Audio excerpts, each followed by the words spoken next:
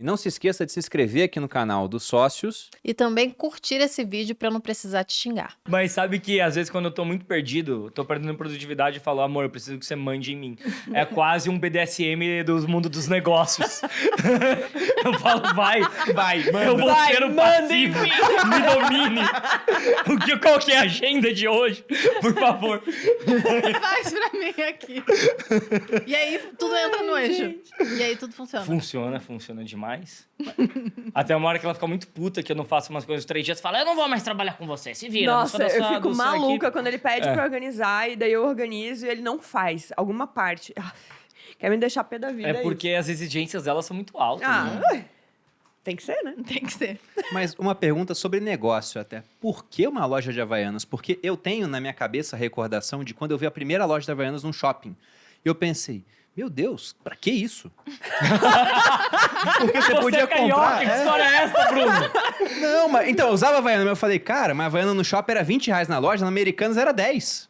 Cara, mas ó, eu tenho que te contar uma coisa que é E eu irreal. pensei, caramba, por que o pessoal tá abrindo essas lojas? E começou a multiplicar um monte, assim. E tem tudo quanto é canto. Gente. Hoje em dia tem muitas. O que acontece? Existem algumas coisas, alguns momentos históricos, assim, às vezes para algumas marcas específicas, às vezes algumas ondas específicas, né, de oportunidade, que eu não sei se é visão empresarial, se é sorte mesmo, porque eu acredito em técnica, acredito em esforço, acredito em disciplina, mas tem coisa que é a hora certa, o momento certo. É Ponto. timing. Sabe timing? Não tem jeito. Não tem jeito. É muito louco porque a gente viu essa oportunidade de Havaianas quando a gente estava desolado lá em Brasília, não sabendo o que fazer, sem saber como que a gente ia ganhar dinheiro. E a gente viu uma loja que ia ser de um futuro sócio da irmã da Dani, nem era ainda.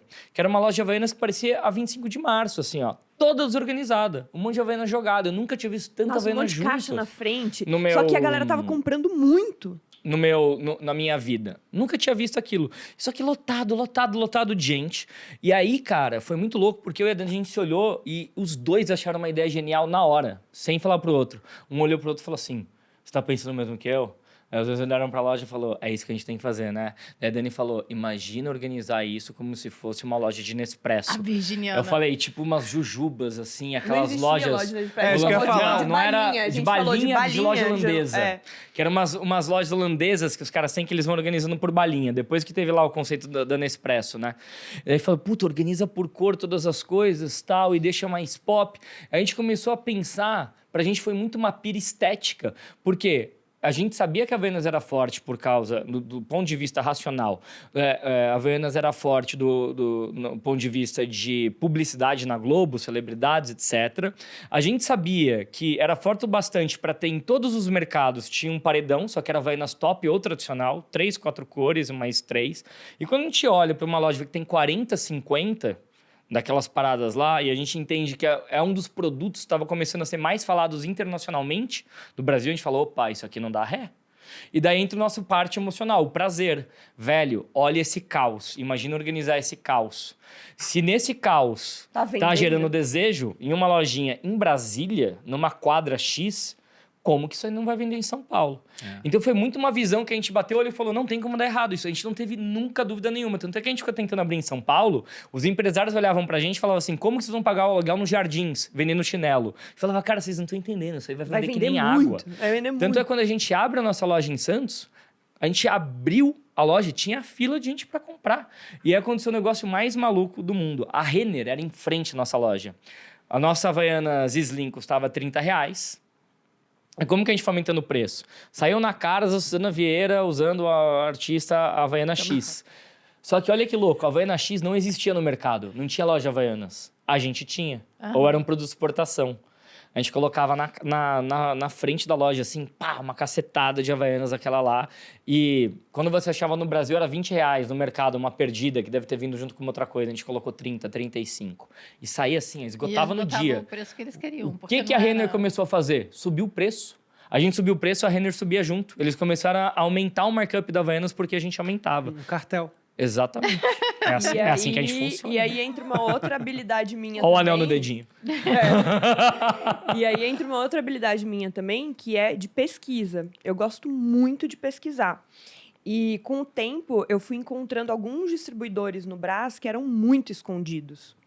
Assim, uns tiozinhos, assim, muito senhorzinhos, que eles ficavam no meio do nada no Brás, umas fábricas, assim, quase meio fechadas no Brás, e que eles tinham algumas Havaianas antigas de exportação, que a única coisa que eu olhava é se ela... Porque a borracha da Havaiana vai ficando meio dura com o tempo. Né? Então, a única coisa que eu olhava era abrir algumas daquelas caixas, eu arrematava lotes, depois de um tempo comecei a arrematar lote. E eu comecei a pegar esses estoques. Por um preço ridiculamente baixo. Eles me vendiam, tipo, por R$3 cada uma, só que era uma Havaiana que não existia mais no Brasil, porque ela tinha sido feita, sei lá, 1 ano, 2 anos atrás, que era para exportação, uma edição para outro lugar. Eu arrematava um lote inteiro, colocava na minha loja, só a minha loja tinha. Então, assim, ineditismo completo, entendeu? E aí eu colocava, sei lá, R$50, R$60, o negócio ia pagar 3. Vocês ficaram ricos assim. A gente ficou rico.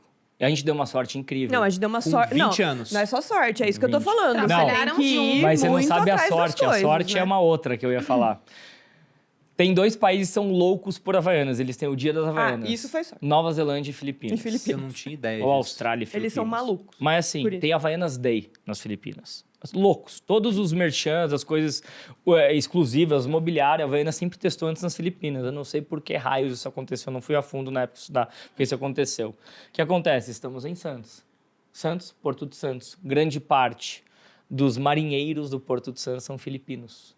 Quando a gente abriu uma segunda loja, que essa era perto do Porto de Santos, começou aí Filipino, a gente não acreditava que os caras eles compravam assim 50, 60, 70 Havaianas de uma vez. Eles desconfiavam que era de verdade, que eles nunca tinham visto uma loja com tanta Havaianas. Eles falavam, mas isso é real? Eu nunca tinha visto esse modelo.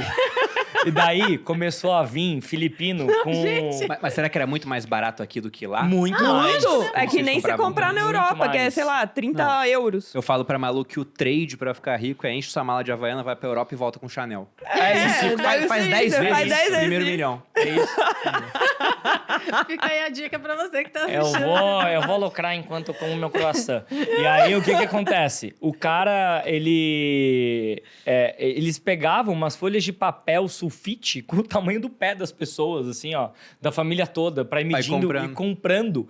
E aí a gente fez um mercado paralelo. Eles não falavam português. O que eles fizeram? Eles contrataram as mulheres da vida que serviam ao Porto de Santos, que falavam tagalo, e a linguagem do amor, ali. E aí famosas GP, não é gestora de projetos.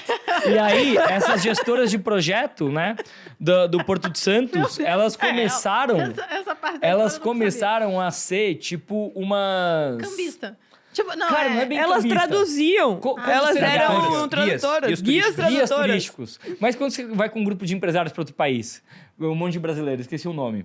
Mas enfim, era como se ela fosse uma comitiva, assim, representando muitos filipinos. Então, ia essa GP com uns 10 filipinos e comprava 200, 300 havaianas, né? Então, e elas começavam a brigar por território também, quem tinha mais filipinos. É muito interessante. Uma, inclusive, faleceu. Meu Deus. Nessa briga por território. Por que essa informação? É, porque parece... Agora que eu tô vendo, talvez deu um filme na nossa vida. Eu comecei a pensar em voz alta. Mas então elas ganhavam comissão em cima também. Ganhavam muita comissão. Só um ponto que eu perdi. Vocês foram pra Brasília. De aí nesse momento, então era... Talvez ela tenha até largado.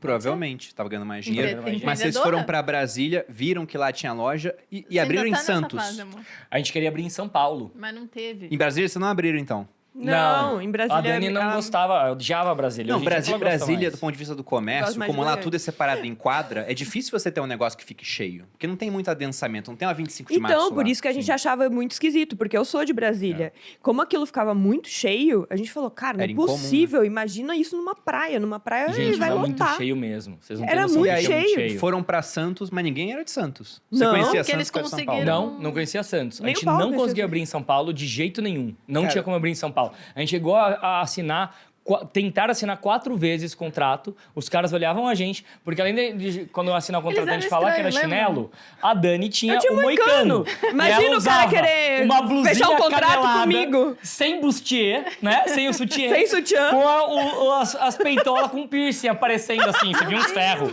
na parada. Tinha, lógico. E eu tinha dread. Pois é, isso que eu tô pensando. Imagina. Vocês com visual muito alternativo, querendo vender chinelo de um esquema que não existia antes, e a Dani ninguém com alugava. 1.0 batido por todos os lados. Todos os lados que eu tinha que empurrar depois de um tempo assim, pra ele pegar. Cara, era assim, surreal. E a gente só puto. As pessoas não acreditam na gente, a gente só não se olha no espelho, né? Aí depois... Por quê, né? Aí depois vem no meu Instagram e fala assim, Twitter, eu ia tá Dani, puto. imagem importa? É óbvio que importa, gente. É óbvio que importa. Se eu tivesse mais arrumadinha, vocês não acham que a gente teria conseguido essas lojas muito antes? E aí, sabe qual que é o lance? A gente tinha certeza. certeza que era um ótimo negócio. Então a gente não parou, a gente falou, velho, a gente tem que abrir isso em algum lugar, pelo amor de Deus. Na época acho que já tinha o Wikipedia. Já tinha o Wikipedia. Daí eu comecei a colocar maiores cidades litorâneas. Comecei a pesquisar no Google, né? Do Brasil, tal, perto de São Paulo. Daí eu caí em Santos. Daí eu falei, amor, Santos é 500 mil de habitantes, tem o Porto e tal, vamos até lá? E eu não conhecia, nunca tinha ido pra Santos.